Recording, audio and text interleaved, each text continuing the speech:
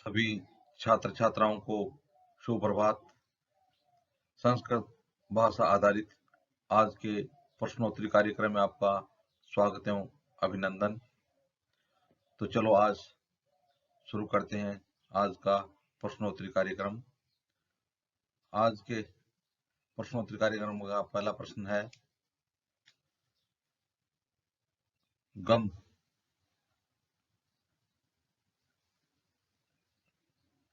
धातु लोट लकार मध्यम पुरुष है एक वचन रूपम भविष्यति।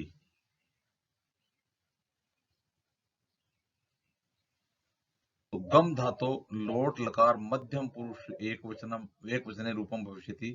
गम धातु का लोट लकार मध्यम पुरुष एक वचन में रूप होगा। तो धातु कौन सी है? गम धातु है। तो अब इसमें विकल्प देखते हैं।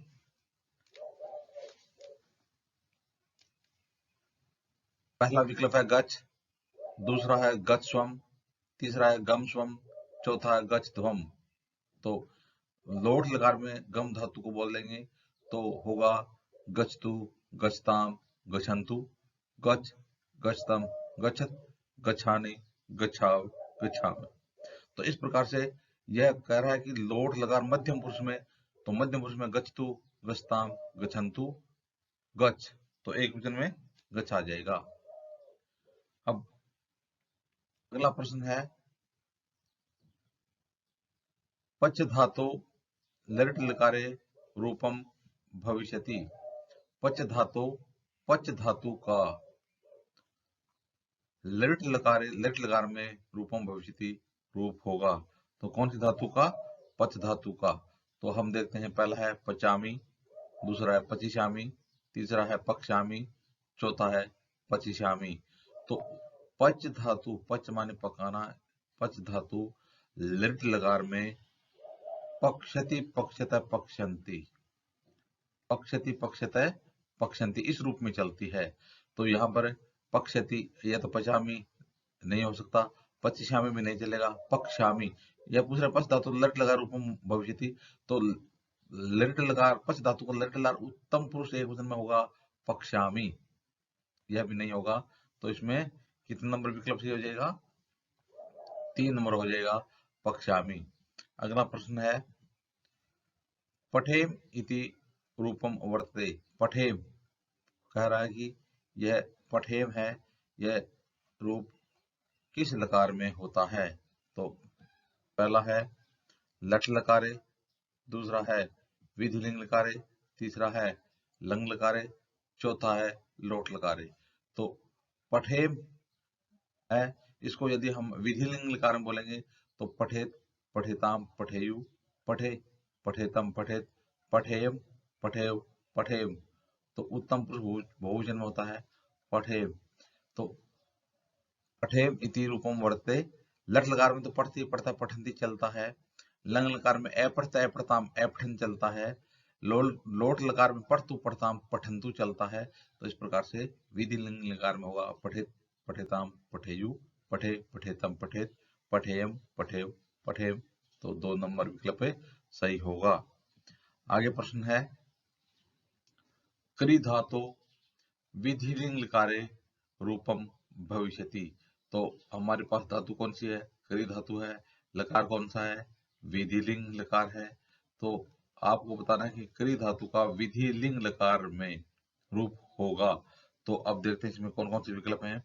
पहला है अकुर्वन, दूसरा है क्रिशंति, तीसरा है कुर्वन्तु, चौथा है कुर्यु। तो अक्रोत, अक्रुताम, अकुर्वन यह तो लंग लकार में होता है। कृषति, कृषित, कृषन्ति लृट लकार में होता है। क्रोतु, क्रुताम, कुर्वन्तु लोट लकार में होता है। कृषन्ति, कृषित, कृषित, कृषन्ति यह लृट में हो गया। अक्रोत, अक्रुताम, अकुर्वन यह लंग लकार में हो गया, तो यह भी नहीं होगा। लृट लकार भी नहीं होगा, लोट लकार भी नहीं होगा। यह कह रहा है कि क्रि धातु विधिलिंग लकार है, कुर्यात, कुर्याताम, कुर्यु, तो यह हो जाएगा विधिलिंग लकार में कुर्यु। तो अब देखते हैं इसका विकल्प क्या आएगा। 4 नंबर कुर्यु। आगे प्रश्न है, लिख धातु लंग लकार से मध्यम पुरुष एक वचने रूपम भविष्यति। लिख धातु का लंग लकार मध्यम पुरुष एकवचन में रूप होगा। धातु कौन सी है? लिख धातु है। और लिख धातु का लंग लकार में और मध्यम पुरुष एकवचन में रूप होगा। तो पहला विकल्प है अलिख, दूसरा है अलिख, तीसरा है अलिखतम, चौथा है अलिख्त। तो लिख धातु लंग लकार में मध्यम पुरुष एकवचन है। अलिख्त, अलिखताम, अलिखन, अलिख है। क्योंकि पढ़ धातु होती है उसको हम लंग लकार में चलाते हैं। अपढ़त, अपढ़ताम, अपठन, अपठ है। तो इस प्रकार से इसमें 2 नंबर विकल्प हो जाएगा अलिख है।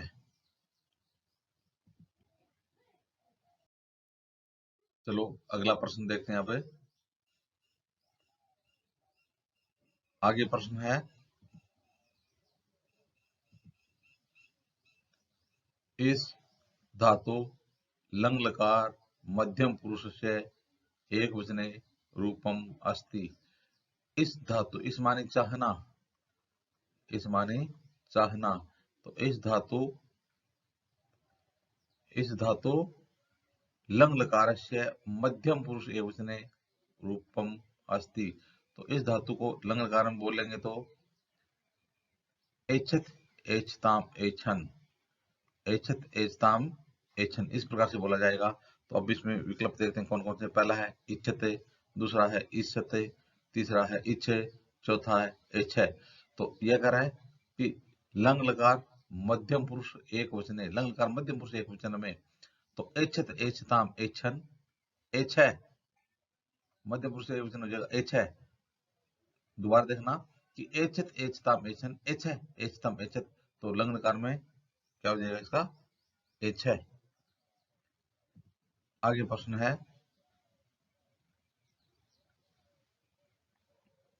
हन धातु लट लकार प्रथम पुरुष से एकवचने रूपम भविष्यति। हन धातु, तो हन धातु को हम हंति, हतः, घनंति इस रूप में चलाते हैं। तो यह कह रहा है कि हन धातु लट लकार प्रथम पुरुष से एकवचन रूपम भविष्यति। तो इसका हंति इस रूप में चलाएंगे। तो इसमें विकल्प कौन कौन से हैं? पहला है हंति, दूसरा है घनंति, तीसरा हति, चौथा हंता है। हंता नहीं होगा, हति भी नहीं होगा, घनंति भी नहीं होगा। हंति, हतः, घनंति, इसमें 1 नंबर विकल्प हो जाएगा हंति। आगे प्रश्न है, नृत्य धातु लट लकारे प्रथम पुरुष से एकवचने रूपम भविष्यति। नृत्य धातु का लट लकारे उत्तम पुरुष से एकवचने रूपम भविष्यति। तो अब इसमें विकल्प देखते हैं। पहला है नर्तश्यामि, दूसरा है नर्तिश्यामि, तीसरा है द्वयपि, चौथा है न क्वपि। तो नृत्य धातु होती है तो इसका एक तो रूप चलता है नर्तशति, नर्तशत, नर्तशंति, यह भी चलता है। और दूसरा नर्तिशति, नर्तिशत, नर्तिशंति, यह भी चलता है। दोनों रूप चलते हैं। तो अब यह नृत्य धातु लट लकार में बोल के लाएंगे हम। तो नर्तश्यामी यानी नर्तशति, नर्तशत, नर्तशंति, नर्तशति, नर्तशत, नर्तशत, नर्तश्यामी, यह भी हो जाएगा। नर्तिशति, नर्तिशत, नर्तिशंति, नर्तिशि, नर्तिशत, नर्तिशत, नर्तिश्यामी, यह भी हो जाएगा। तो इसमें 3 नंबर विकल्प है वो सही हो जाएगा, दवे अपी। आगे है, सकर्मक धातु नास्ति। सकर्मक धातु नहीं है, यानी कर्म युक्त धातु कौन सी नहीं है, आपको बताना है कि किस धातु का कर्म नहीं होता है। तो पहली है सबक, दूसरा विकल्प है पठ, तीसरा विकल्प है करी, चौथा विकल्प है लिख। तो जिस प्रकार से धातु है, तो अब लिख धातु है, तो अब इसमें क्या का जहां पर प्रश्न नहीं बनेगा वो देख लेंगे। पहला है लिख, तो वह पत्र लिखता है, तो यहाँ पर कर्म क्या हो गया? पत्र हो गया, यानी इसमें तो कर्म होता है। वह कार्य करता है, तो इसमें भी कर्म हो गया। वह क्या करता है? कार्य है। क्या लिखता है? पत्र। इस प्रकार से वह पाठ पढ़ता है, क्या पढ़ता है? पाठ है। इसी प्रकार स्वप माने सोना, स्वप माने सोना, वह क्या इसका इसमें कोई उत्तर नहीं आ रहा है, इसलिए इसमें सकर्मक धातु नास्ति स्वप, तो 1 नंबर विकल्प आ जाएगा स्वप। अगला प्रश्न है, लता शब्द से सप्तमी विभक्तो बहुवचने रूपम अस्ति।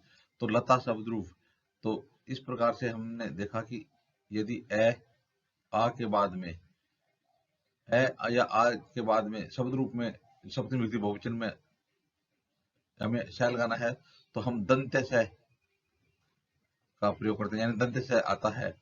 और इसी प्रकार से यदि आ या कोई व्यंजन है, आ या कोई व्यंजन है, उसके बाद में दंत्य से आता है साधारणतया, सामान्यतया, और इसके अलावा अन्य स्वर होने पर मूर्धन्य श का प्रयोग किया जाता है।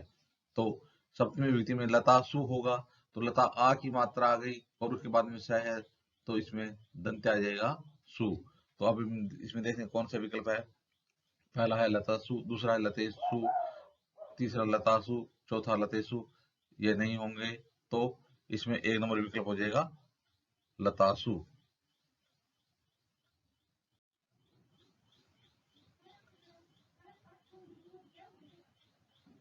चलो अब अगला प्रश्न देखते हैं।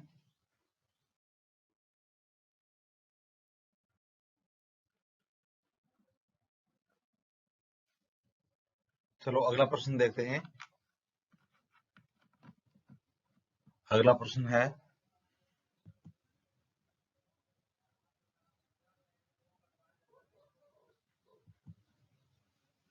हरि हरि शब्द से तृतीय द्विवचने रूपम अस्ति। हरि शब्द हरि शब्द की तृतीय विभक्ति का द्विवचन में रूप है। तो हमारे पास विकल्प है हरेभ्याम, हरिभ्याम नहीं होता है, हराभ्याम भी नहीं होता है, हरिभ्याम, हाँ, हरि शब्द का तृतीय द्विवचन में हरिभ्याम, हर शब्द री की मात्रा होती है, दीर्घ री की मात्रा नहीं होती है। तो इस प्रकार से इसमें 3 नंबर विकल्प आ जाएगा हरिभ्याम। आगे है, राज्य इति पदे विभक्ति अस्ति। तो आपको बता रहे हैं कि राज्य, यह इसकी राज्य पद है, इसकी प्रकृति है राजन। तो राजन शब्द पुल्लिंग है, इसको यदि बोलेंगे तो राज्य पद है, इसमें कौन सी विभक्ति होगी। तो पहला विकल्प है द्वितीया, दूसरा है पंचमी, तृतीय है षष्ठी, चौथा है उपयुक्त सर्वा। तो राजन शब्द को यदि हम बोलेंगे तो द्वितीया बहुवचन में भी राज्य आता है, पंचमी एक वचन में राज्य आता है, और षष्ठी एक वचन में भी राज्य आता है। इस प्रकार से इसका विकल्प हो जाएगा उपयुक्त सर्वा। आगे प्रश्न है, कन्ये गच्छतः अत्र कन्ये इति पदे विभक्ति अस्ति। तो कन्ये गच्छतः, हमने देखा कि यहाँ पर जो गम धातु, इसका कर्ता कौन है, कन्या है। तो कर्ता कन्या होने के कारण इसमें फिर कौन सी विभक्ति आनी चाहिए, प्रथमा। तो देखेंगे, पहला है विकल्प द्वितीया, दूसरा है प्रथमा, तृतीय है तीसरा है तृतीया, चौथा है चतुर्थी। तो इसलिए इसमें कन्या कौन है, कर्ता कारक है, और कर्ता कारक कौन सी विभक्ति आनी चाहिए, प्रथमा। आगे प्रश्न है, मति शब्द से द्वितीया बहुवचने को रूपम। मति शब्द स्त्रीलिंग मति शब्द है, इसका द्वितीया बहुवचन में क्या रूप होता है। तो देखिए, मति मति मतिय, मति मति मति मति मति मति। तो इस प्रकार से इसमें कह रहा है कि मति मति मति मति ने, तो इसमें द्वितीय बहुवचन में आ जाएगा मति, 1 नंबर विकल्प। आगे है, इदम शब्द से स्त्रीलिंग तृतीया बहुवचने किम रूपम। इदम शब्द से स्त्रीलिंग, इदम शब्द है, इसका यदि स्त्रीलिंग बोलेंगे तो तृतीया बहुवचने, तो इयम इमे इमा, इमाम इमे इमा, अन्य आभ्याम आप ही। तो इसमें देखेंगे ए भी, नहीं होता है। आ भी सही है। अन्य एक वचन है। एन्य नहीं। तो इस प्रकार से इसमें 2 नंबर विकल्प आएगा आ भी।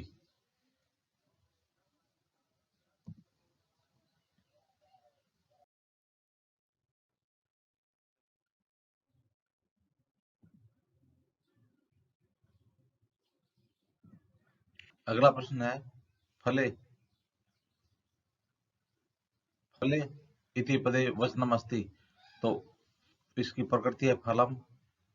तो फलम पद है, इसको यदि हम बोलेंगे तो फलम फले प्रथमा का द्विवचन है। द्वितीय में भी फलम फले द्वितीय का भी द्विवचन है। इसी प्रकार से फलम फले फलाने, फलम फले फलाने। और सप्तमी विभक्ति का एक वचन भी होगा फले फलियो फलेसु। तो कह रहा है कि इसमें कौन सा वचन है। तो हमने देखा कि एक वचनम, द्विवचनम,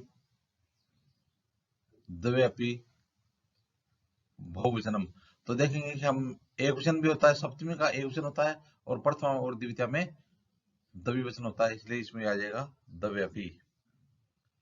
आगे है अशय इति पदे लिंगम अस्ति। अशय इति पदे। तो यह कह रहा है कि अशय इस पद में कौन सा लिंग है। तो एकदम शब्दरू का पुल्लिंग में तो अस्मयी होता है, पुल्लिंग में चतुर्थी में अस्मयी होता है, और स्त्रीलिंग में अशयी होता है। तो इस प्रकार से इसमें एकदम शब्दरूप का स्त्रीलिंग है। तो पुल्लिंगम, स्त्रीलिंगम, द्व्यपि, नपुंसकलिंग।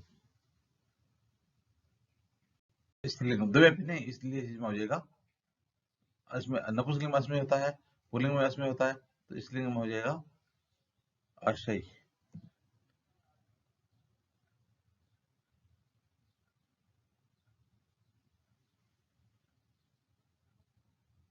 हाँ, अशय इति पदे लिंगम अस्ति, इसको एक बार दोबारा देखना।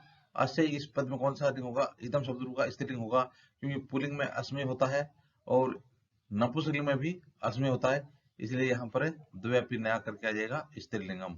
अगला है अन्यो पदस्य सुवर्गीकरण अस्ति। अन्यो इस पद का सुवर्गीकरण है। इदम शब्द पुल्लिंगम षष्ठी द्विवचनम। दूसरा है इदम शब्द स्त्रीलिंगम षष्ठी द्विवचनम। तीसरा है इदम शब्द नपुंसकलिंग षष्ठी द्विवचनम उपयुक्त सर्वाणी। तो हम देखेंगे अन्यो, तो इदम शब्द रूप इसको यदि बोलेंगे तो षष्ठी विभक्ति का द्विवचन में भी यही आएगा अस्य अन्यो। इदम शब्द रूप स्त्रीलिंग में भी अस्य अन्यो, और इदम शब्द नपुंसकलिंग में भी अस्य अन्यो। तो हो जाएगा उपयुक्त सर्वे। आगे प्रश्न है भवत इति शब्द रूपस्य उपयुक्त पदम नास्ति। भवत इति शब्द रूपस्य यानी भवत शब्द रूप का उपयुक्त पद नहीं है। तो पहला है भवत्सु, सप्तमी में भवत्सु होता है, बहुवचन में भवते भी होता है, भवता भी होता है, भवंती नहीं होता है, भवत भवन भवंती होता है। तो इस प्रकार से भवंती है वो भवत का शब्द रूप का रूप नहीं होता है। अब आगे है मातृ इति शब्द रूपस्य सप्तमी विभक्ति द्विवचने रूपम अस्ति। तो मातृ ऋकारांत मातृ शब्द रूप है, इसका सप्तमी द्विवचन की बात कर रहा है। तो पहला है मात्रो, दूसरा है मात्रो, तीसरा है मात्रय, उपयुक्त सर्वे। चौथा यह नहीं होगा, मात्रा भी नहीं होता है, मात्रो भी नहीं होता, मात्रो होता है। तो इस प्रकार से इसमें एक नंबर विकल्प आ जाएगा मात्रो।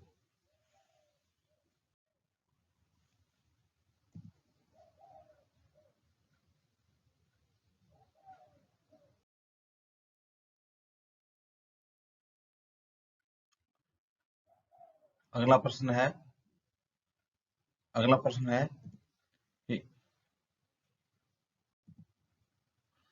राम और श्याम के बीच में हरि है। अस्य वाक्यस्य संस्कृत अनुवादम भविष्यति। राम और श्याम के बीच में हरि है। तो इसमें अंतरा, अंतरा माने बीच में होता है।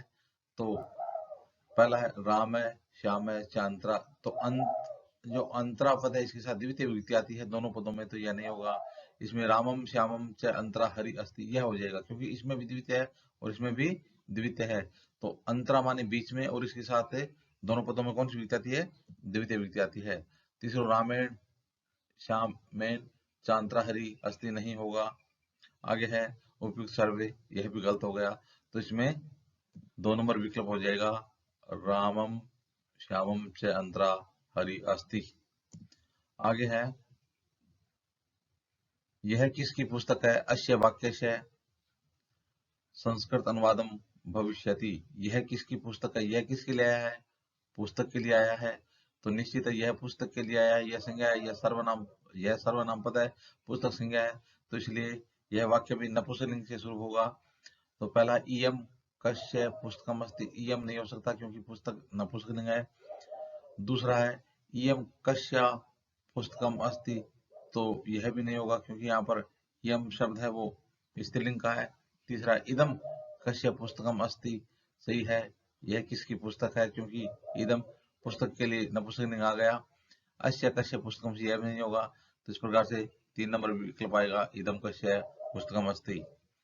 आगे है इस पुस्तक में चित्र हैं, इस पुस्तक में चित्र हैं। अस्य वाक्य से संस्कृत अनुवादम भविष्यति। इस पुस्तक में, तो यह हमारा संज्ञा पद है, यह सर्वनाम है। तो दोनों में यह सर्वनाम विशेषण का कार्य कर रहा है, तो दोनों में समान विभक्ति आएगी। और चित्र शब्द है, यह नपुंसकलिंग का है। तो फिर इसमें कर्ता कारक देखें तो चित्र है वो कर्ता हो गया, और इस पुस्तक में यहाँ पर आधार दिया हुआ है इसलिए अधिकरण कारक होगा, सप्तमी विभक्ति आएगी। तो अस्मिन पुस्तके चित्राणि सन्ति, यह बिल्कुल सही, क्योंकि इसमें अधिकरण कारक है और सप्तमी विभक्ति का प्रयोग हुआ है। अश्याम पुस्तके चित्राणि सन्ति, अश्याम पुस्तके यहाँ पर यह स्त्रीलिंग में दे दिया अश्याम पद, इसलिए इसमें यह नहीं आ पाएगा। दूसरा इदम पुस्तके, यह पर इदम पुस्तके दे रखा है, इनमें पुस्तके, यह भी गलत हो गया। तो इस प्रकार से इसमें आ जाएगा अस्मिन पुस्तके चित्राणि सन्ति, इस पुस्तक में चित्र हैं। आगे है बालकः खालिस्तान खादति रिक्तस्थाने उपयुक्त पदम भविष्यति। तो बालकः खालिस्तान खादति, तो यहाँ पर कर्म आएगा, और कर्म में कौन सी विभक्ति आएगी? द्वितीय आएगी। तो बालकः खालिस्तान खादति, तो कर्म कारक का पद कौन सा है? फलम। द्वितीय विभक्ति में फलम भी होता है। द्वितीय विभक्ति में फलम, फले 2 फल, फलानि बहुत सारे फल। तो फलम फले फलानि प्रथमा भी होता है और द्वितीय में भी होता है। तो बालक 1 फल खाता है, बालकः फले खादति, बालक 2 फल खाता है, बालकः फलानि खादति, बालक बहुत सारे फले खाता है। तो उपयुक्त सर्वाणी, क्योंकि यहाँ पर कर्म कारक भरना है, और ये दोनों कर्म कारक द्वितीय विभक्ति आती है, और तीनों पद प्रथमा में भी होते हैं और द्वितीय में भी होते हैं, इसलिए इसमें उपयुक्त सर्वाणी आ जाएगा। आगे है सीता गीता को वस्त्र देती है। तो सीता गीता को वस्त्र, दा मान देना होता है, और देने के योग में संप्रदान कारक होता है, और संप्रदान कारक होने के कारण कौन सी विभक्ति आएगी? चतुर्थी विभक्ति आती है। तो पहला है सीता गीताए वस्त्राणि ददाती, सीता में प्रथमा है, गीताए जिसको दी जाती है उसमें चतुर्थी करेंगे, गीताए में चतुर्थी है, वस्त्राणि ददाती सही है। सीता गीताम वस्त्राणि यच्छन्ति गलत हो गया। आगे सीता गीताय गीतया वस्त्रम ददाति, यह भी गलत है।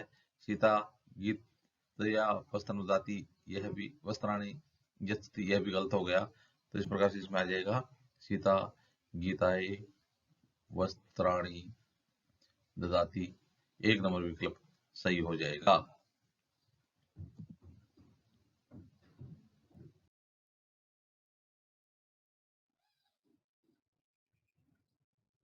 अब आगे देखते हैं अगला प्रश्न। आगे प्रश्न क्या है?